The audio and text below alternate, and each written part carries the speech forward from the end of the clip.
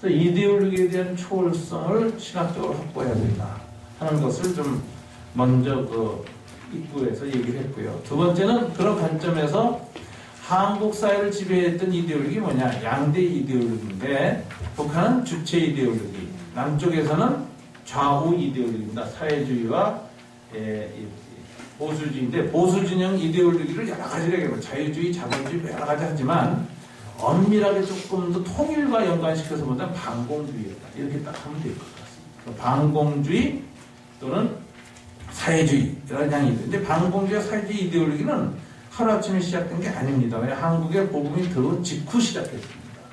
소위 이제 일제의 광복 과정에서도 한국의 독립을 위해서 어떤 방향으로 갈 것이냐 할 때 이미 사회주의는 시작됐거든요. 1910년대부터 시작했고 우리가 잘 아는 것처럼 사회주의에 앞장섰던 분이 평양신학교 출신들이 많았습니다. 이미 신앙적인 것을 던지고 사회주의 노선으로 간 많은 사회주의 초기 지도자들이 기독교를 아주 잘 알고 있습니다. 그리고 초기부터 이 사람들과의 논쟁이 있었습니다. 그 논쟁이 갈등으로 계속 오다가 우리가 잘 아는 것처럼 이제 중간에 양쪽이 다 만나는 운동도 했지만 곧바로 깨지죠. 제가 이 과정에서 좀 썼습니다만 깨졌을 때는 사회주의자들이 먼저 깼습니다. 기독교의 연대. 그건 역사적으로 분명한 사실입니다. 그렇게 했는데 민족의 광복을 위해서는 사회주의와 기독교가 합치다라고 했던 그것까지 다 깨트리는 사회주의가 먼저 깨트렸어요. 그만큼 공격적이었어요. 그건 이제 역사적 과정에서 자명한 것입니다. 그렇게 하고 깨진 이후부터는 둘 사이의 대립은 끝까지 온 겁니다. 그래서 반공주의 가장 핵심에는 기독교가 들어갔어요. 여러분, 이제 제가 논문을 썼을 때 김재준 교수조차도 완전한 반공주의로 기울어졌는데 그 이유는 딱 하나, 전쟁.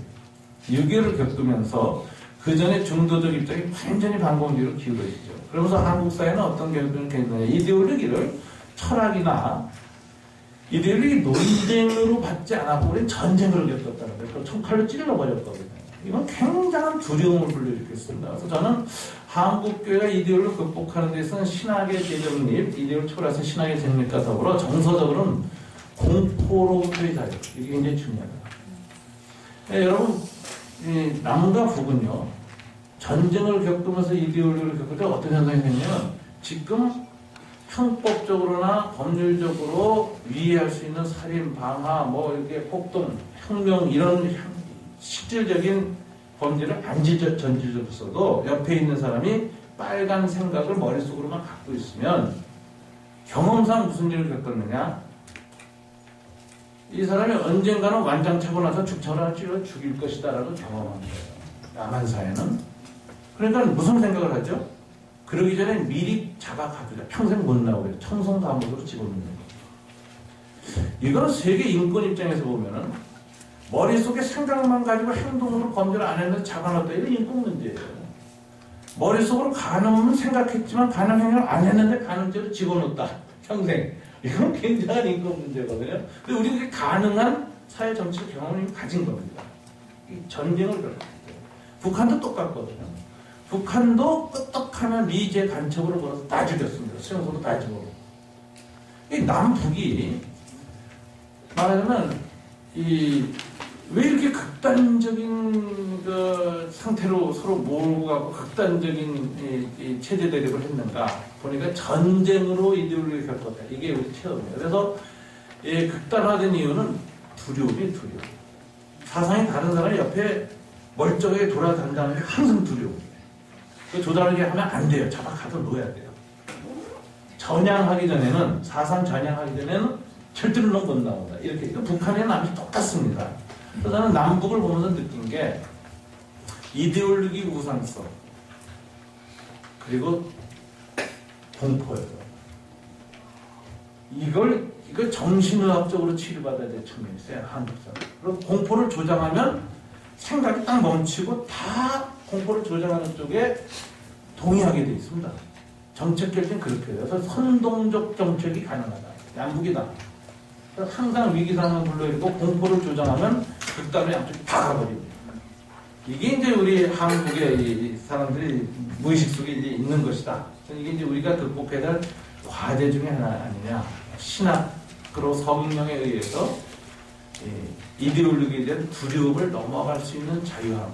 이거 우리가 이제 영성적으로 갖춰야 될 평화의 영성, 증오의 영성, 두려움, 공포를 넘어설 수 있는 힘. 이거 어떻게 우리가 갖추게 되냐. 한국의 과제다. 이렇게 좀 생각하게 됩니다. 동시에 이제 평화주의라는 건 이제 제가 이제 대안으로 제시를 했는데 그런 측면에서 이렇게 생각해요. 첫째 평화의 영을 가지고 남북 재통합 과정에 평화의 프로세스가 되도록 프로세스를 만들어야 됩니다. 그러니까 평화로운 프로세스를 거쳐서 결과가 평화여야 합니다.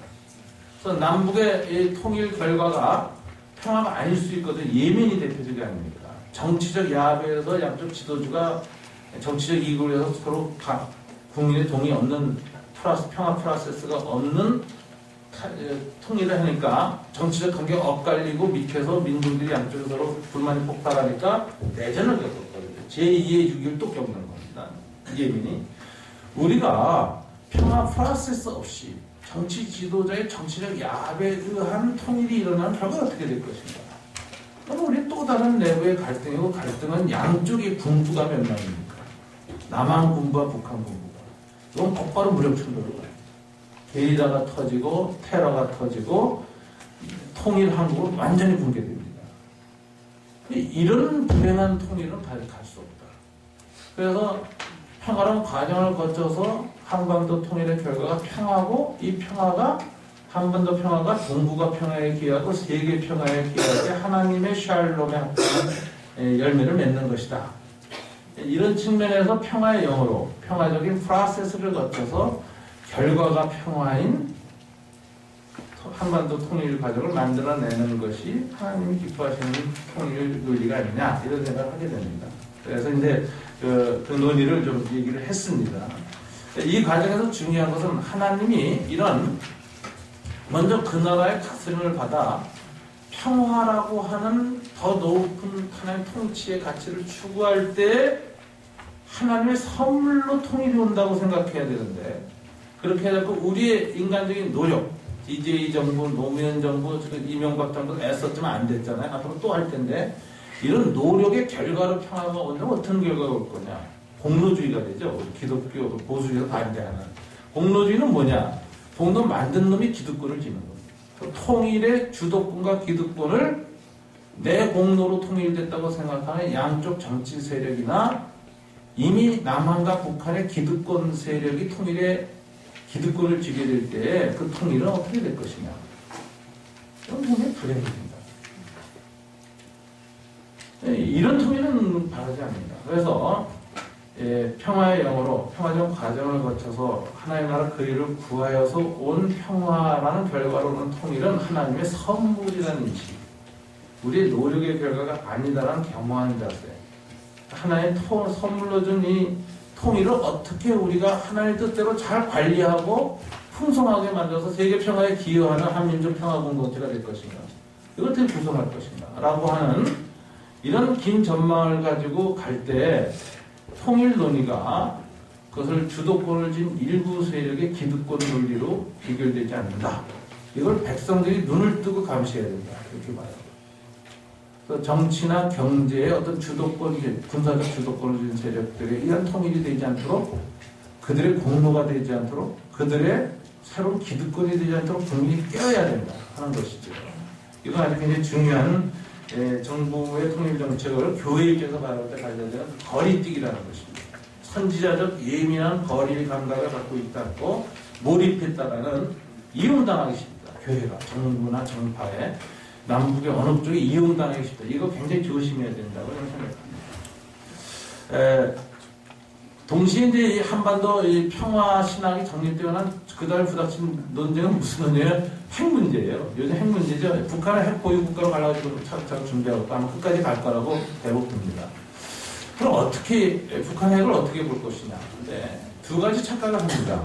낭만주의적 입장이랍니다. 첫째, 북한 핵은 통일 한국의 핵이 될 것이다. 통일 한국 이후에 일본과 중국을 견제하고 제국을 견제해서 이 핵은 필요한 건데 북한이 먼저 개발하니까 우리는 나중에 통일해서 그걸 어부지로 차지해가지고 한반도 통일 국가가 핵 보유 국가가 되는 것이 통일 이후에 유리하다라고 생각하는 생각, 이거 굉장히 낭만주의적 착각입니다. 이거 냉정하게 통일 과정을 보면 이거 있을 수가 없는 일을 해요. 그래서 뭐 누가 김진명 씨 소설 같은 데는 이런 얘기 많이 한다. 내가 보면 아 이거 정말 낭만주의적 자세다.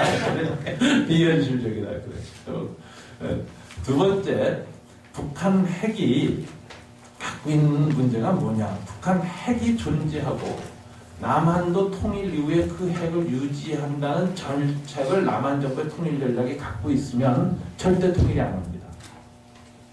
이건 무슨 소리냐면 독일이 그랬어요. 독일이 그랬어요. 독일은 동서독을 통일하기 전에 주변 강국들에게 모두 약속한 것이 있습니다. 통일 독일은 비핵 평화 국가로 끝까지 남깁니다. 이걸 약속하지 않고선 절대로 양쪽에서 통일이 허락이 외교적으로 주어지지 않았어요. 누가 한반도 통일 한국이 핵국가가 되기를 누가 동북아에서 원하겠습니까? 그럴 때 우리는 전술적이나 전략적으로 어쩔 수 없이 피할 수 없는 게 뭐냐? 핵평화주의를, 평화국가, 핵이 없는 평화 한국을 건설해야 된다는 쪽으로 실질적이든 아니든 명분상에서 그걸 가야만 통일 논의를 진전시킬 수 있습니다. 국제사회. 그러니까 이건 필수 과제다. 그런 측면에서 핵평화주의에 대한 논쟁을 정돈해야 됩니다. 이거 정돈이 안 되면 독일이 재미난 일이 있었어요. 전술 핵 문제가 미국의 서독에 배치하려고 할 때 독일 교회가 둘로 나뉘었죠. 그때 보수교회는 눈에는 눈, 이에는 이 방어적 차원에서 루터파이면서도 켈빈 이론을 그때 받아들였습니다. 정당 정쟁론 관점에서 핵평화주의를 지키기 위해서 전술 핵을 방어적으로 핵 억지를 보유하자. 지지하는 게 보수 입장이었고요. 진보적인 입장은 산상보훈의 기초에서 핵무기가 절대 들어올 수 없다. 그래서 데모를 했죠. 그래서 서독 정부와 미국의 정책에 대한 반대 정책을 썼습니다. 이게 소위 핵 문제에 대해서 평화주의적이라는 관점, 신학적 관점에서 논쟁을 하고 정돈해야 나중에 우리가 비슷한 상황 속에서 이제 자체 분열을 안 해요. 이건 이제 이미 겪은 거니까 이제 논쟁을 해야 됩니다. 이 점은 굉장히 신학적인 큰 주제입니다.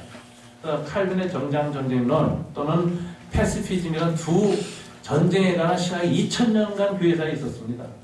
이걸 정돈해놔야 돼요. 그 관점에서 핵이라는 문제를 이 두 전쟁 신학의 관점에서 이걸 다룰 수 있는 것인가를 얘기해야 되는데 결론이 요즘 어떻게 났냐면 라이놀드 니버 같은 사람이 핵 보유, 전술핵의 존재를 인정하고 긍정적으로 초기에 이 소련과의 이 대립 냉전 체제에서 인정하고 받아들였거든요. 라이놀드 니버가 기독교 윤리학자고 신학자로서 받아들였습니다.